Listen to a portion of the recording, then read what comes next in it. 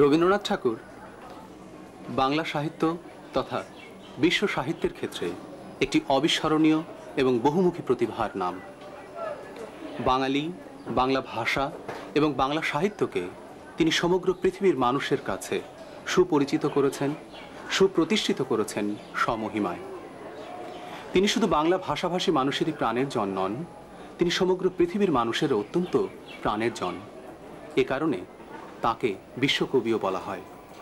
আজ আমাদের আলোচনার বিষয় রবীন্দ্রনাথ ঠাকুরের আমার ছেলেবেলা। আসুন মূল আলোচনায় প্রবেশের আগে আমরা রবীন্দ্রনাথের বর্ণাঢ্য জীবন এবং সাহিত্যকর্ম সম্পর্কে উল্লেখযোগ্য কিছু তথ্য জেনে নিই। রবীন্দ্রনাথ ঠাকুর বাংলা 1268 সালের 25 বৈশাখ কলকাতার জোড়াসাঁকোর বিখ্যাত ঠাকুর পরিবারে জন্মগ্রহণ করেন। তাঁর পিতা দেবেন্দ্রনাথ ঠাকুর আর মাতার নাম সারদা দেবী। পরিবারের মধ্যেই তিনি পেয়েছিলেন একটি সাহিত্যিক পরিমণ্ডল। পিতা মহর্ষি দেবেন্দ্রনাথ ঠাকুর, সেজ ভাই জ্যোতিরিন্দ্রনাথ ঠাকুর, বোন স্বর্ণকুমারী দেবী সহ অনেকেই নিয়মিত সাহিত্য চর্চা করতেন। তাছাড়া সেকালের প্রতিষ্ঠিত প্রায় সব সাহিত্যিকেরই যাতায়াত ছিল ঠাকুরবাড়িতে। বিদ্যালয়ের চিরাচরিত লেখাপড়ার প্রতি বরাবরই অমনোযোগী ছিলেন রবীন্দ্রনাথ ঠাকুর। কিন্তু পারিবারিক সাহিত্যিক পরিমণ্ডলে শৈশবেই রবীন্দ্রনাথের সাহিত্য প্রতিভার বিকাশ ঘটে। মাত্র 15 বছর বয়সেই তাঁর প্রথম কাব্য বনফুল প্রকাশিত হয়। কবিতা, ছোট গল্প, নাটক, উপন্যাস, প্রবন্ধ, ভ্রমণ কাহিনী, রম্য রচনা, সঙ্গীত প্রতিটি ক্ষেত্রেই রবীন্দ্রনাথ অসামান্য প্রতিভার পরিচয় রেখেছেন। বাংলা ভাষাভাষীদের মধ্যে আধুনিক সাহিত্য, জীবনদৃষ্টি ও মনন চর্চার বিকাশের উদ্দেশ্যেই তিনি 1901 সালে প্রচলিত শিক্ষা প্রতিষ্ঠানের চেয়ে ভিন্নতর শিক্ষা প্রতিষ্ঠান শান্তিনিকেতন বিদ্যালয় প্রতিষ্ঠিত করেন। পরে 1921 সালে তিনি সেই শান্তিনিকেতনকে বিশ্ববিদ্যালয়ে উন্নীত করেন, যার নাম হয় বিশ্বভারতী, যা আজও প্রতিটি বাঙালির কাছে জ্ঞান চর্চার অন্যতম পীঠস্থান হিসাবে বিবেচিত। 1913 সালে রবীন্দ্রনাথ ঠাকুর তাঁর গীতাঞ্জলি কাব্যগ্রন্থের জন্য বিশ্ববিখ্যাত নোবেল পুরস্কার লাভ করেন। রবীন্দ্রনাথের নোবেল পুরস্কার লাভের মধ্য দিয়ে বাংলা ভাষা ও বাংলা সাহিত্য বিশ্ব দরবারে প্রতিষ্ঠা লাভ করে। পৃথিবীর মানুষের অকৃত্রিম শ্রদ্ধা আর ভালোবাসার আমন্ত্রণে তিনি ছুটে গিয়েছেন বিভিন্ন দেশে, মিলিত হয়েছেন জগৎ সেরা মনীষীদের সাথে, সমস্বরে মানুষকে শুনিয়েছেন শাশ্বত শান্তির বাণী। নিজের দেশের জন্য, দেশের মানুষের জন্য ছিল তাঁর গভীর শ্রদ্ধাবোধ ও ভালোবাসা। তাই 1919 সালে ভারতের অমৃতসরের জালিয়ানওয়ালাবাগে ব্রিটিশ সৈন্যদের দ্বারা সংঘটিত বর্বরচিত নির্মম হত্যাকাণ্ডের প্রতিবাদে ব্রিটিশদের দেয়া নাইট উপাধি তিনি ঘৃণাভরে প্রত্যাখ্যান করেন। রবীন্দ্রনাথ ছিলেন সৃজনশীলতার এক অসামান্য উদাহরণ। প্রায় 70 বছর বয়সে একজন ব্যতিক্রমধর্মী চিত্রশিল্পী হিসেবে রবীন্দ্রনাথ প্রতিষ্ঠা লাভ করেন। তাঁর অনেক ছবি সুধীজনের দৃষ্টি আকর্ষণ করেছে। রবীন্দ্রনাথ ঠাকুরের বিশাল সাহিত্য ভাণ্ডারের উল্লেখযোগ্য রচনাসমূহ হচ্ছে কাব্য, মানসী, সোনার তরী, চিত্রা, চৈতালি, কল্পনা, খনিকা, গীতাঞ্জলি, বলাকা, পুনশ্চ ইত্যাদি। ছোট গল্প 4 খণ্ডে সমাপ্ত গল্পগুচ্ছ, গল্পস্বল্প সে, উপন্যাস চোখের বালি, গোরা, ঘরে বাইরে, যোগাযোগ, 4 অধ্যায়, শেষের কবিতা প্রভৃতি। নাটক বিসর্জন, রাজা ও রানী, রক্তকরবী, মালঞ্চ, ডাকঘর ইত্যাদি, এবং আত্মজীবনী, জীবনস্মৃতি ও ছেলেবেলা। মূলত সাহিত্যের প্রতিটি শাখায় তাঁর সগৌরব পদচারণা দেখে বিস্মিত না হয়ে পারা যায় না। বাংলা সাহিত্যের এই মহান প্রতিভা বিশ্বকবি রবীন্দ্রনাথ ঠাকুর বাংলা 1348 সালের 22 শ্রাবণ পরলোক গমন করেন। বাংলা ভাষা, বাংলা সাহিত্য অনন্তকাল ধরে ঋণী থাকবে অমর কীর্তিমান এই পুরুষের কাছে। এসএসসি প্রোগ্রামের প্রিয় শিক্ষার্থীবৃন্দ, আজ আমরা রবীন্দ্রনাথের আমার ছেলেবেলা নামক রচনাটি নিয়ে আলোচনার জন্য উপস্থিত হয়েছি। এই রচনাটি রবীন্দ্রনাথের আত্মজীবনীমূলক গ্রন্থ ছেলেবেলা থেকে সংকলন করা হয়েছে।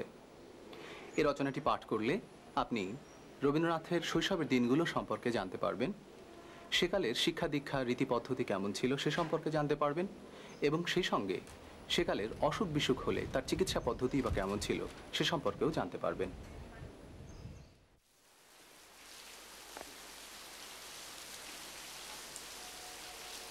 কাল রাত্রির থেকে মেঘের কামাই নেই, কেবল চলেছে বৃষ্টি। গাছগুলো বোকার মতো জবুথবু হয়ে রয়েছে, পাখির ডাক বন্ধ। আজ মনে পড়ছে আমার ছেলেবেলাকার সন্ধ্যাবেলা। এরকম সন্ধ্যাবেলাগুলো রবীন্দ্রনাথের কাটত চাকর বাকরদের মহলে। তার বয়সী অন্যান্য বালকেরা যখন I am up, he is down এ জাতীয় বাক্য গড়গড় করে আওড়ে যেত, তখনও পর্যন্ত রবীন্দ্রনাথের ইংরেজি জ্ঞান বিএডি ব্যাড, এমএডি ম্যাড এ পর্যন্ত পৌঁছেনি। তার কারণ রবীন্দ্রনাথের সেজ দাদা জ্যোতিরিন্দ্রনাথ ঠাকুর বলতেন, আগে চাই মাতৃভাষার গাঁথনি, তারপর ইংরেজি শেখার পত্তন। সেজ দাদা এরকম কথা কেন বলতেন? রবীন্দ্রনাথ ঠাকুরের আমার ছেলেবেলা এর থেকে এই অংশটুকু নেওয়া হয়েছে। এখানে মাতৃভাষার গুরুত্ব সম্পর্কে বলা হয়েছে। যে কোনো শিশুর জীবনে তার মাতৃভাষার গোড়াপত্তনই সবচেয়ে জরুরি ব্যাপার। এখানে বাংলা ভাষার কথা বলা হয়েছে। রবীন্দ্রনাথ ঠাকুরের পরিবারের সচেতনতা এবং তার লেখাপড়া সম্পর্কে, জ্ঞান চর্চা সম্পর্কে যে অভিজ্ঞতা পারিবারিকভাবে, তারই প্রসঙ্গে তার শেষদাদা এই কথাটা বলতেন যে আগে বাংলা ভাষার গোড়াপত্তন দরকার, তারপরে তার উপরে ইংরেজির যা কিছু চর্চা সেটা সম্ভবপর। অর্থাৎ ভালোভাবে যদি মাতৃভাষা শেখে, বাংলা ভাষা যদি ভালো করে শেখে, তাহলে একটা ভাষা শিখলে, তার নিজের ভাষা শিখলে, সেই ভিত্তির ওপরে ইংরেজি ভাষার সহজে তার জায়গা করে নেয় এবং ইংরেজি ভাষা তখন উপলব্ধি করা এবং তার সবটা জানা অত্যন্ত সহজ হয়ে ওঠে। এই জন্যে বিশেষ করে তার রবীন্দ্রনাথের শেষদাদা এই কথা বলতেন। তিনি সেই বাল্যস্মৃতির কথা স্মরণ করে রবীন্দ্রনাথ স্মরণ করছেন বিশেষ করে যে পারিবারিকভাবে তারা কতটা সচেতন ছিলেন। একটা শিশু তার মাতৃভাষা জানলে, তার নিজের ভাষা ভালো করে জানলে, তবে অন্য ভাষা জানা তার জন্য সহজ হয়ে ওঠে এবং সেই গুরুত্ব বোঝাবার জন্যে রবীন্দ্রনাথ ঠাকুর এই একটি সংক্ষিপ্ত বাক্যের মধ্যে পুরো ব্যাপারটা তুলে ধরেছেন। সমকালে অনেক রকমের বিভ্রান্তি ছিল। তখন ইংরেজি শেখার চল শুরু হয়েছে, বেশ ভালোভাবে অনেক ইংরেজি শেখার জন্য অনেকে এগিয়ে এসছেন, কিন্তু তাদের সফলতা সেই পরিমাণে হয়নি যে পরিমাণে রবীন্দ্রনাথের পরিবারের ভেতরে এটা ঘটেছে বা ওরকম শিক্ষিত এবং সচেতন পরিবারে ঘটেছে। এটি একটি শিক্ষিত ব্যক্তির প্রকৃত উপলব্ধির কথা। যখন একটি বিদেশি ভাষা আমরা শিখতে চাই, তখন সেটি শেখা সম্ভবপর হয় যদি আমরা আমাদের নিজেদের ভাষা ভালো করে জানি এবং নিজেদের ভাষা ভালো করে জানলে তারই ভিত্তির ওপরে, রবীন্দ্রনাথ পরিষ্কার কথাটা বলছেন, গোড়াপত্তন। গোড়াপত্তন অর্থাৎ নিজের ভাষা ভালো করে জানার ফলে যে গোড়াপত্তন হবে, যে ভিত্তি রচিত হবে, সেই ভিত্তি এত শক্ত এবং শক্তিশালী হবে যে অনায়াসে তখন অন্য ভাষা শেখা সহজ হয়ে যাবে। এই অন্য ভাষা শেখা সহজ করার জন্যেই নিজের ভাষা ভালো করে জানা দরকার। এই কথাটাই রবীন্দ্রনাথ এই একটি সংক্ষিপ্ত বাক্যে তার শেষদাদা কি কথা বলতেন সে কথা উল্লেখ করে তিনি সেটি এখানে উপস্থাপন করেছেন। রবীন্দ্রনাথের বাল্যকালে চাকর নকুরদের মহলকে যদিও বলা হতো তোষাখানা, কিংবা নবাবী আমলের অনুসরণে অন্যান্য মহলকে বৈঠকখানা, দফতরখানা ইত্যাদি বলা হতো, কিন্তু ঠাকুর পরিবারের সেই নবাবী দশা ততদিনে কিন্তু আর ছিল না। জানিয়ে রাখি, আমাদের চাল ছিল গরিবের মতো, গাড়ি ঘোড়ার বালাই ছিল না বললেই হয়। বাইরে কোণের দিকে তেঁতুল গাছের তলায় ছিল চালাঘরে একটা পালকি গাড়ি আর একটা বুড়ো ঘোড়া। পরনের কাপড় ছিল নেহাত সাদাসিধা। অনেক সময় লেগেছিল পায়ে মোজা উঠতে। যখন ব্রজেশ্বরের ফর্দ এড়িয়ে বরাদ্দ হলো পাউরুটি আর কলাপাতা মোড়া মাখন, মনে হলো আকাশ যেন হাতে নাগাল পাওয়া গেল। সাবেককালের বড় মানুষের ভগ্নদশা সহজেই মেনে নেবার তালিম চলছিল। রবীন্দ্রনাথের এই অংশটুকু আমার ছেলেবেলা এই প্রবন্ধ থেকে নেওয়া হয়েছে। তার এই রচনাটি আরও দীর্ঘ, তবে এখানে যেটুকু সংকলিত হয়েছে তার মধ্যে এই কথাটুকু এসেছে। রবীন্দ্রনাথের পরিবারের পূর্ববর্তী যে ঐশ্বর্য ছিল সে ঐশ্বর্য থেকে এখন সেগুলো নেই। এখন পরিবারের সন্তানেরা কিভাবে মানুষ হচ্ছে সেই প্রসঙ্গে কথাটি এসছে, যে একটি ঐশ্বর্যের অবস্থা থেকে ভগ্ন দশার মধ্যে এসছে এবং সেটি মানিয়ে নেওয়া।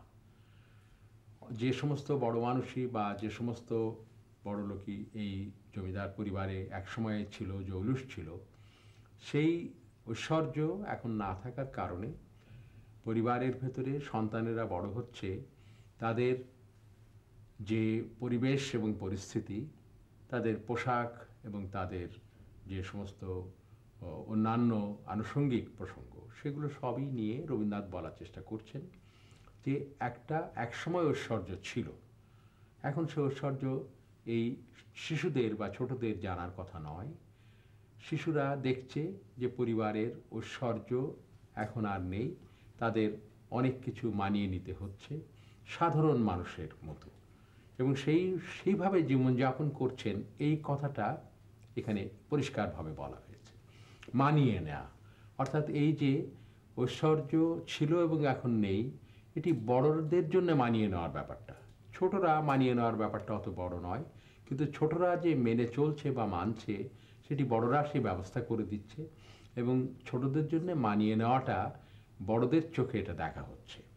বস্তুতপক্ষে আসলে এখানে রবীন্দ্রনাথ তার অতীতের যেমন ঐশ্বর্যের কথা বললেন সংক্ষেপে, তেমনি বর্তমানে সে ঐশ্বর্য নেই, এবং ঐশ্বর্য না থাকার ফলে এই শিশুগুলো সাধারণ অন্যান্য আর 10টা ঘরের মতোই তারা সেভাবে মানুষ হচ্ছে, সেই অতটুকু সুযোগ সুবিধা পাচ্ছে যতটুকু অন্য যে কোনো সাধারণ ঘরে আছে। এই একটি বাক্যের ভেতরে রবীন্দ্রনাথের পরিবারের অতীতকালের ঐশ্বর্যের ইঙ্গিত রয়েছে, এবং বর্তমানে সে ঐশ্বর্য অবলুপ্ত বা ঐশ্বর্য বিলীন হয়ে যাওয়ার উপক্রম পরিস্থিতিতে রবীন্দ্রনাথের পরিবার, শিশুরা কিভাবে, ছোটরা কিভাবে একে মানিয়ে নিচ্ছে সেই কথাটাই তিনি তুলে ধরছেন। আমাদের এই মাদুরপাতা আসরে যে চাকরটি ছিল সর্দার, তার নাম ব্রজেশ্বর। চুলে গোফে লোকটা কাঁচা পাকা, মুখের ওপর টান পড়া শুকনো চামড়া, গম্ভীর মেজাজ, কড়া গলা, চিবিয়ে চিবিয়ে কথা। তার পূর্বমনিব ছিলেন লক্ষ্মীমন্ত, নাম ডাকওয়ালা। সেখান থেকে তাকে নাপতে হয়েছে আমাদের মতো হেলাই মানুষ ছেলেদের খবরদারির কাজে। শুনেছি গ্রামের পাঠশালায় সে গুরুগিরি করেছে। এই গুরুমশাই ভাষা আর চাল ছিল তার শেষ পর্যন্ত। বাবুরা বসে আছেন না বলে সে বলতো অপেক্ষা করে আছেন। শুনে মনিবরা হাসাহাসি করতেন। যেমন ছিল তার গুমর, তেমনি ছিল তার সূচিবাই। স্নানের সময় সে পুকুরে নেমে উপরকার তেল ভাসা জল 2 হাত দিয়ে 5-7 বার ঠেলে দিয়ে একেবারে ঝপ করে দিত ডুব। স্নানের পর পুকুর থেকে উঠে বাগানের রাস্তা দিয়ে ব্রজেশ্বর এমন ভঙ্গিতে হাত পাকিয়ে চলতো যেন কোনো মতে বিধাতার এই নোংরা পৃথিবীটাকে পাশ কাটিয়ে চলতে পারলেই তার জাত বাঁচে। এই যে ব্রজেশ্বরের কথা বলা হলো, এই ব্রজেশ্বরের উপরই ছিল রবীন্দ্রনাথ ও তার সমবয়সীদের দেখাশোনার ভার। রবীন্দ্রনাথ ঠাকুর ব্রজেশ্বরের চেহারার এবং চারিত্রিক বৈশিষ্ট্যের যে বর্ণনা দিয়েছেন তা অত্যন্ত স্পষ্ট ও প্রাঞ্জল। যে অংশটি এখানে পাঠ্য, সেখানে আমরা নানা রকম বিষয়, রবীন্দ্রনাথের দেখা কিছু মানুষের কথা জানতে পারি। তেমনি একটি মানুষ হচ্ছে ব্রজেশ্বর। ব্রজেশ্বর এসেছিল আসলে এখানে ছেলেমেয়েদের, ছোট ছেলেমেয়েদের দেখাশোনার জন্য। এর আগে তার যে মনিব ছিল সে ছিল রবীন্দ্রনাথের ভাষায় লক্ষ্মীমন্ত, নাম ডাকওয়ালা লোক।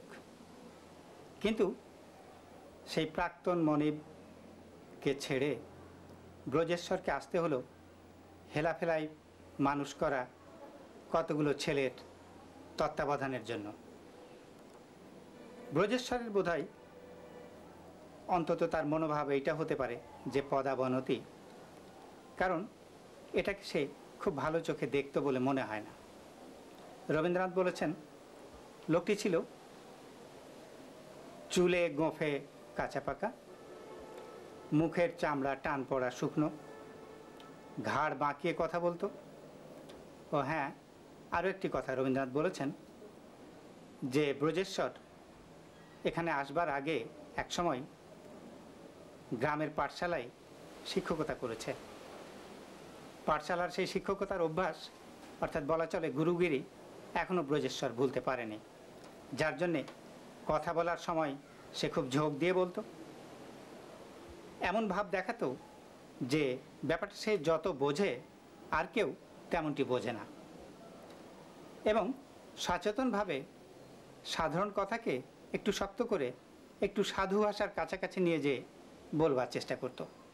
যেমন বাবুরা বসে আছেন, এ কথা ব্রজেশ্বর কখনো বলতো না, সে বলতো বাবুরা অপেক্ষা করে আছেন। এই ব্যাপারগুলো নিয়ে তার মনিবরা হাসাহাসি করত, কিন্তু ব্রজেশ্বর বোধহয় এগুলোর প্রতি কোনো ভ্রুক্ষেপই করতো না। এই যে ব্রজেশ্বর, যাকে রবীন্দ্রনাথ ছোটবেলায় দেখেছেন, সেই ব্রজেশ্বরকে খুব সংক্ষিপ্তভাবে রবীন্দ্রনাথ এঁকেছেন। তার গম্ভীর মেজাজ, তার কড়া স্বভাব, কোনোটি রবীন্দ্রনাথ বাদ দেননি। যেমন স্নানে যাবার পরে ব্রজেশ্বর পুকুরে নেমেই প্রথমে জলের উপরে তেলগুলো দুহাত দিয়ে প্রচণ্ডভাবে সরিয়ে দেওয়ার চেষ্টা করত, তারপরেই ঝুপ করে ডুব দিয়ে উঠত। পুকুর পাড়ে উঠে যেভাবে বাগানের পথটা সে পার হয়ে আসতো, তাতে মনে হতো যে পৃথিবীর সমস্ত নোংরা বোধহয় তার গায়ে লাগবার অপেক্ষায় আছে, আর সে সযত্নে সব কিছু এড়িয়ে চলতে চাইছে। অর্থাৎ পৃথিবীটা যেন একটা নোংরাময় কিছু, এবং ব্রজেশ্বর সেটা থেকে রক্ষা পেতে চায়। এই মনোভাব কৌতুকের সঙ্গে রবীন্দ্রনাথ লক্ষ্য করেছেন। যে ব্রজেশ্বর একসময় গ্রামের পাঠশালায় মাস্টারি করেছে, খুব নামডাকওয়ালা লোকের ভৃত্য ছিল, গুরুগিরি স্বভাব যার মন থেকে একটু সময়ের জন্য হারিয়ে যেত না, সে কিন্তু মনে মনে খুব দুর্বল ছিল একটি দিকের প্রতি। সে দিকটি হচ্ছে খাবারের প্রতি দুর্বলতা। বাহ্যিকভাবে এত কড়া, এত ঠিক অথবা ঠিক নয় এই জ্ঞান যার টনটনে, সে কিন্তু বাচ্চাদের খাবারকে বলা যেতে পারে প্রায় চুরি করেই নিজের জন্য জমিয়ে রাখত। যেমন রবীন্দ্রনাথ বলেছেন যে ব্রজেশ্বর প্রায়ই নাকের সামনে লুচিটা দুলিয়ে বলতেন, আর চাই কি? রবীন্দ্রনাথ কিন্তু প্রায়ই উত্তর দিতেন, চাই নেই। অর্থাৎ ব্রজেশ্বরকে মনে কষ্ট দিতে রবীন্দ্রনাথ চাইতেন না। এই যে বেঁচে যাওয়া লুচিগুলো, এগুলো জমতে যেয়ে ব্রজেশ্বরের খাবারের মিট শেপে যে বড় বড় কাঁসার বাটিতে দুধ আসতো, সেগুলো প্রায়ই বাচ্চাদের ভাগ্যে জুটতো না, সেগুলো যে জমতো ব্রজেশ্বরের বড় আলমারিতে। এবং নিরিবিলিতে আমরা বুঝতে পারছি যে ব্রজেশ্বরের ভোজন উৎসব খুব একটা মন্দ হতো না।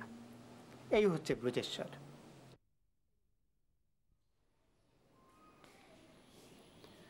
ব্রজেশ্বরের কারণে ছোটবেলা থেকেই রবীন্দ্রনাথের কম খাওয়া অভ্যাস হয়ে গিয়েছিল, কিন্তু তার স্বাস্থ্য ছিল অটুট।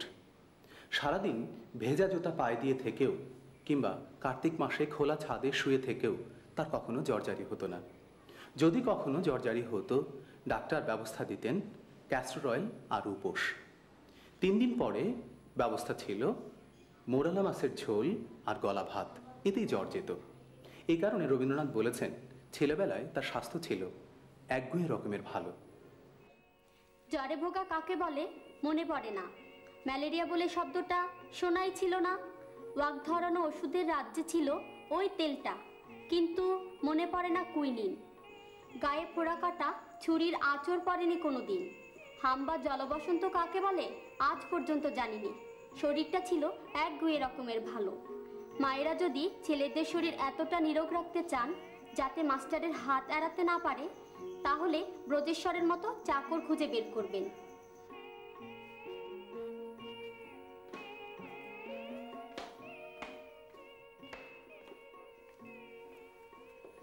আমার ছেলেবেলা রচনাটির শেষ দিকে এসে পৌঁছে গেছি আমরা। রচনাটির শেষ দিকে রবীন্দ্রনাথ তার কালের বেশ কিছু সস্তা দামের খাবারের কথা বলেছেন।